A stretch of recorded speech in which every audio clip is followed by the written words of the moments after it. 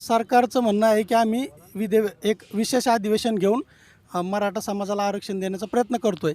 तर काय वाटतं 26 तारखेच्या आधी हे सरकार देईल का? आमचं असं मत आहे की आतापर्यंत जो जरांगे पाटलांनी वेळ दिलेला होता तोच भरपूर दिलेला होता.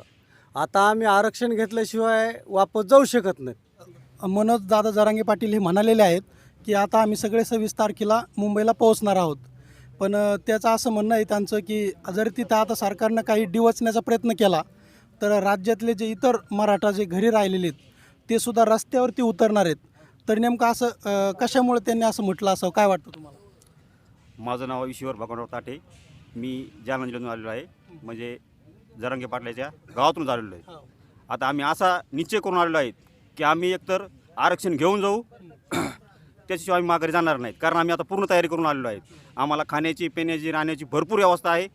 आम्ही जे सोबत आणलेलं आहे ते आणखीन आम्ही खोललंच नाही. म्हणजे आमची एवढी सर्व घटकांनी आमची नोंद घेतलेली आहे आणि आम्हाला खाण्यापिण्याची एवढी व्यवस्था केलेली आहे. आम्ही आरक्षण घेतल्याशिवाय आता माघारी हटणार नाही. तुमच्या चॅनलवरती तुम्ही जर नवीन असाल तर सबस्क्राईब करा आणि असेच व्हिडिओ बघण्यासाठी आमचं चॅनल फॉलो करा.